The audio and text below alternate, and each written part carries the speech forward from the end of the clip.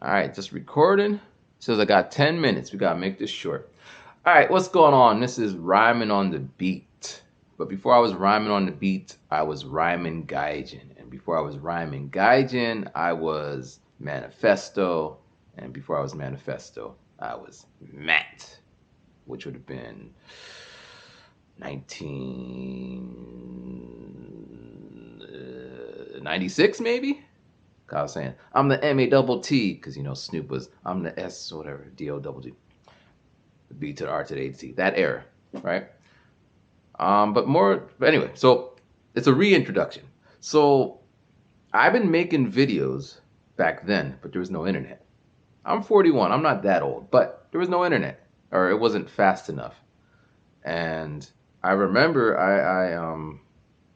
I got the Mac G3, and it came with the thing where you could burn CDs, DVDs. I guess you could burn CDs, but it was the first computer that lets you burn DVDs. They were like 25 or $50. Like they're, you know how Apple does. It was really expensive to get the discs, and it took forever. It was like iMovie days, right? iDVD. Right? So I would make these DVDs of me doing what you see what I'm doing. Before all this, I would do it, but there was no way to record it. Anyway, so I'd make these DVDs, and then I would have to bring the computer and be like, look at me. And it's a G3, so you just have to come to my dorm.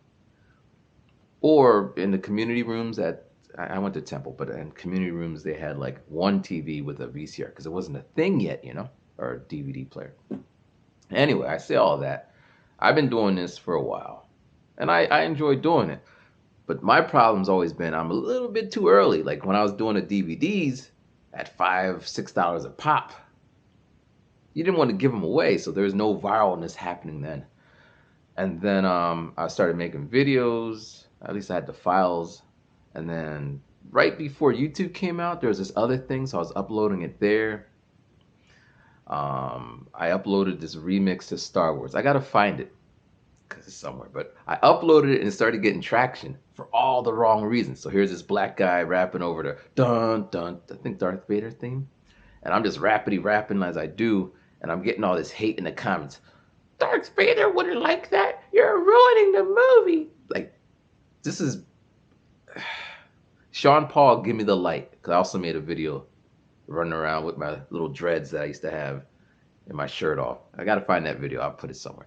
Anyway, so, very early I found that there's a bunch of weird people out there that have a comment. Because I just popped on, put my music, hey, I'm not hurting anybody. And it kind of off put me. Like, why the hell you care? Like, they're yelling at me and racist, and this is back then. Nothing really changed, right? So, I ended up going to Japan for school. So I took a lot of video, and when I came back, I started uploading. This is MySpace era, and a friend's like, "Yo, there's this website called YouTube." So I put some of the music on YouTube. And this is the early days, so like there was really no one on it except the people who were on it. And I didn't see any traction, so I kind of whatever. And then I'm living in Japan, and there was a hot summer, and I remember making a video saying, "Man, it's so hot out here." I think I like did a remix little, and I got a lot of traction. People like, "Yeah, it's hot where I'm from. It's hot in Texas. It's hot in this country." And I was thinking, why are you telling me this? Who are you? Because again, I the videos were for my family and friends who incidentally did not watch them because they didn't have computers at that time. And phones weren't doing this yet. This is before all that. So I have these people I don't know who are saying whatever. But they weren't really, it was more that I'm in Japan and I'm still pushing my music. And it was this kind of, and they would say this, they'd be like, "Man, I like you and I like hearing about Japan, but I don't want to hear your music." And then I started teaching English in Japan, and I'd be like dressed like this, which is not bad, but people are like, "You don't look like you're a teacher. And they were just so upset. So this is the one channel.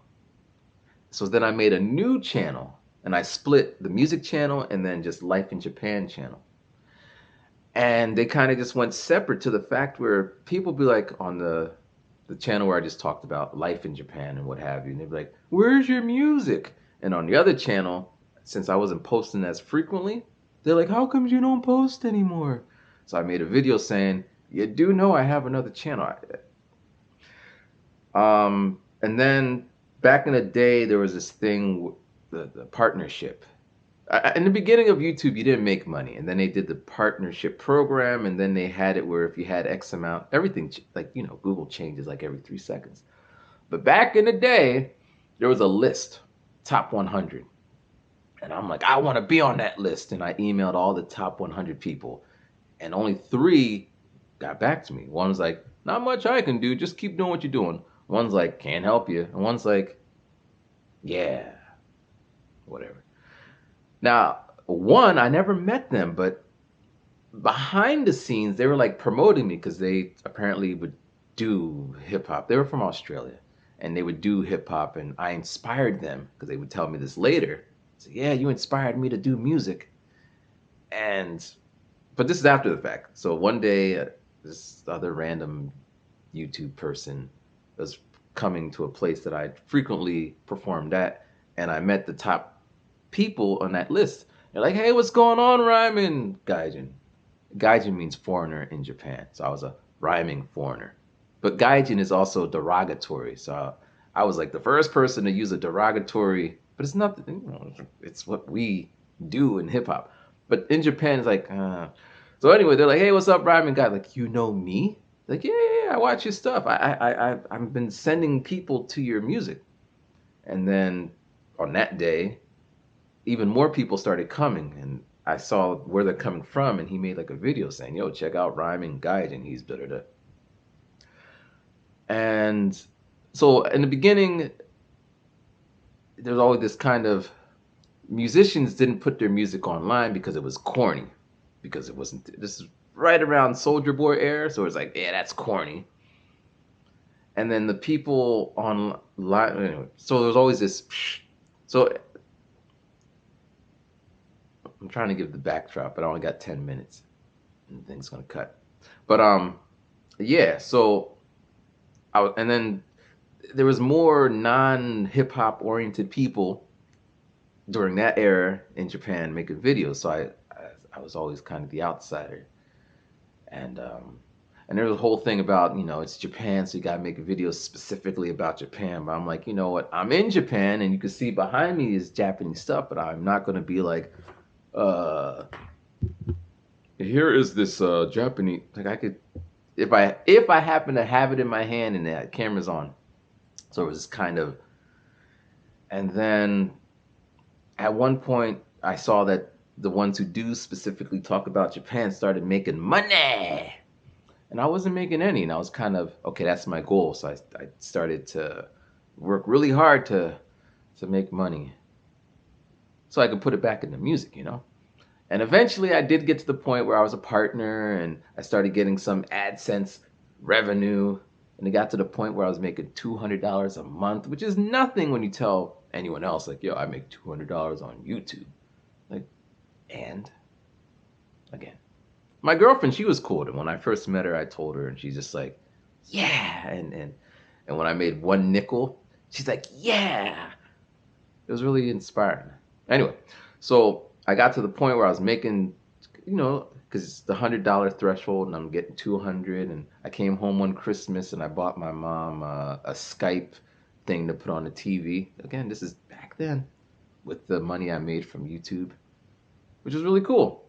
Now, mind you, they never used it. I tried to teach them how to push the button when I call. So, but yeah.